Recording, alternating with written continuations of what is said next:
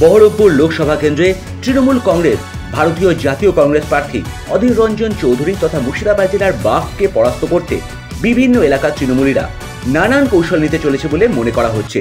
ফিরে আসছি একটা ছোট্ট বিজ্ঞাপন বিরতির পর। তামামা পাবলিসিটি এজেন্সি বহরমপুর মুর্শিদাবাদ প্রচারের জন্য ব্যবহার করা হয়।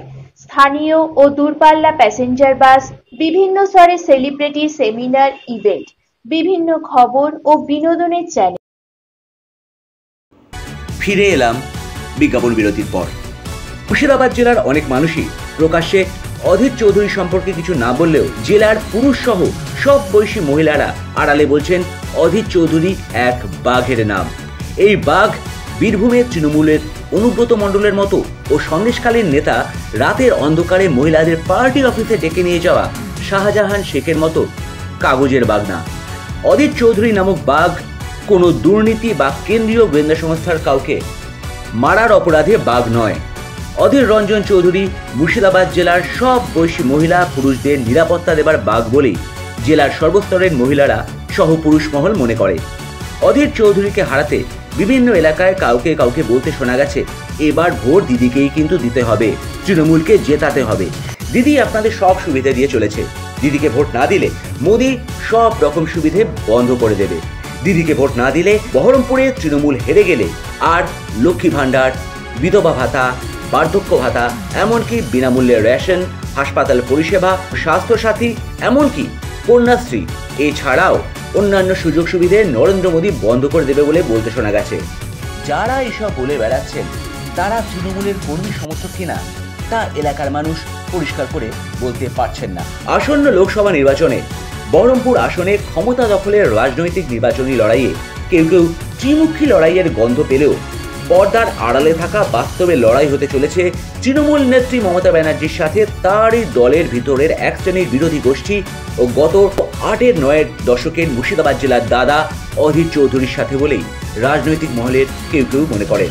বহরমপুর লোকসভা কেন্দ্রই নয়, সারা মুর্শিদাবাদ জেলার তৃণমূলের বড় অংশের নেতাকর্মীরা যে সেদিনের দাদা অধীর রঞ্জন চৌধুরীর প্রোডাক্ট, এই অপ্রিয় সত্য কথা অস্বীকার করার কোনো উপায় নেই বলেই রাজনৈতিক মহলের বিশ্বাস।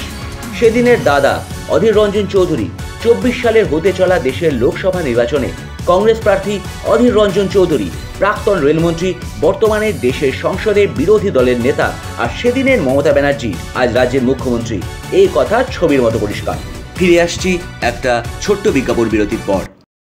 নামটি মনে রাখবেন, মন্ডল ট্রেডার্স, ইলেকট্রনিক দ্রব্যের বিপুল সম্ভার। ফিরে এলাম বিজ্ঞাপন বিরতির পর। অধীর রঞ্জন চৌধুরী বিগত কয়েক বছর ধরে বহরমপুর লোকসভা এলাকায় তথা সারা মুর্শিদাবাদ জেলায় দাদা অধীর চৌধুরী না থাকলেও বীরভূমের অনুব্রত মণ্ডল বা সন্দেশকালী এলাকার শেখ শাহজাহানের মতো কাগজের বাঘ যে নয় তেমন অনুমান করেই, এমনকি প্রার্থী নিয়ে দলের ভিতরে গোপন বিদ্রোহ হতে পারে এমন আঁচ করেই তৃণমূল নেত্রী মমতা ব্যানার্জি জেনে বুঝেই অধীর রঞ্জন চৌধুরীকে হারাতে বহিরাগত ক্রিকেটার ইউসুফ পাঠানকে দাবার ঘুঁটি করে আসরে নামিয়ে ইউসুফ পাঠানকে দেশের লোকসভার সাংসদের স্বপ্ন দেখানোর চেষ্টা করেছেন বলে রাজনৈতিক মহলের অনেকেরই অনুমান।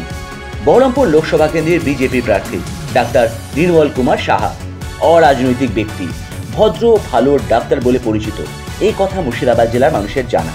অপরদিকে ইউসুফ পাঠান ক্রিকেট জগতে হিরো, আর রাজনৈতিক জগৎ বা তৃণমূলের রাজনীতিতে পাঠান যে জিরো, ইউসুফ পাঠানও জানেন বলে অনেকের দৃঢ় বিশ্বাস।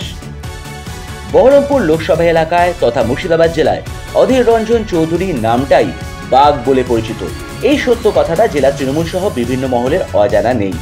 লোকসভা নির্বাচনে একদিকে দলের একাংশের বিরুদ্ধে, অপরদিকে বহরমপুর লোকসভা কেন্দ্রে ওই অধীর রঞ্জন চৌধুরী নামক বাঘকে পরাস্ত করা যে কতটা কঠিন তা তৃণমূলের রাজনীতি সহ নানান বিষয়ে শূন্য অভিজ্ঞতার তৃণমূল প্রার্থী বহিরাগত ইউসুফ পাঠান না জানলেও বর্তমান সভাপতি বিধায়ক অপূর্ব সরকার গত 19 সালের লোকসভা নির্বাচনে মূলের প্রার্থী হয়ে এবং গত 14 সালের লোকসভা নির্বাচনে বহিরাগত তৃণমূল নেতা ইন্দ্রনীল সেন বহরমপুর লোকসভা কেন্দ্রের প্রার্থী হয়ে কতটা ল্যাজে গোবরে হয়েছেন তা স্বীকার না করলেও হাড়ে হাড়ে উপলব্ধি করতে পেরেছেন বলে মনে করা হচ্ছে।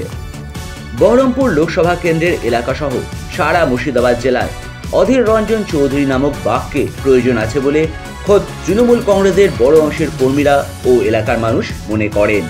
শুধু তাই নয়, অধীর রঞ্জন চৌধুরী নামক বাঘ মুর্শিদাবাদ জেলার যে কোনো বয়সের মহিলাদের রক্ষা কবচের সাথে মানুষের মনের বল বলে বহরমপুর লোকসভা এলাকা সহ সারা জেলার মানুষের বিশ্বাস। ফিরে আসছি একটা ছোট্ট বিজ্ঞাপন বিরতির পর। দ্য মিত অ্যান্ড রাজেশ্বরী টেক্সটাইল পাইকারি ও খুচরো বিক্রেতা। বেনারসি শাড়ি, ঢাকাই জামদানি শাড়ি, তাঁত শাড়ি এছাড়াও শার্ট, প্যান্ট ও বাচ্চাদের নানান পোশাক পাওয়া যায়। ঠিকানা Nimtala, green farm, Baharampur, Murshidabad. Phone নম্বর 7363023689। ফিরে এলাম বিজ্ঞাপন বিরতির পর। মানুষের প্রশ্ন, বহিরাগত এক ক্রিকেটার রাজনীতিতে অভিজ্ঞতায় শূন্য সেই ইউসুফ পাঠানকে নির্বাচিত করে সংসদে পাঠিয়ে বহরমপুর লোকসভার মানুষের কি পাওয়ার আছে? একাধিক তৃণমূল কর্মীদের বলতে শোনা গিয়েছে, মানুষ কিছু পাক বা না পাক, এক শ্রেণীর ধান্দাবাজ টাকার পাহাড় গড়ে তোলা তৃণমূল কর্মীদের ইউসুফ পাঠানকে সামনে রেখে ধান্দাবাজি তো করা হবে। অনেক তৃণমূলীদের নির্বাচনী ময়দানে চোখে না পড়লেও অধিকাংশ তৃণমূল কর্মীরা নির্বাচনে অধীর চৌধুরীকে হারাতে ময়দানে নেমে পড়েছে। বিভিন্ন দিকে ছড়িয়ে ছিটিয়ে থাকা একাধিক তৃণমূলীদের বলতে শোনা যাচ্ছে, তৃণমূলের পতাকা হাতে নিয়ে বা দলের সাইনবোর্ড সামনে রেখে এক শ্রেণীর যে সকল কর্মীরা তোলাবাজি এছাড়াও নানা দুর্নীতির মধ্যে দিয়ে লক্ষ লক্ষ টাকা কামিয়ে চলেছে, সেই রকম শ্রেণীর লোকেদের তো কিছু দেখানোর প্রয়োজন আছে বলতে শোনা গেছে। তবে কি হবে আর কি হতে চলেছে তার সঠিক উত্তর সময় দেবে।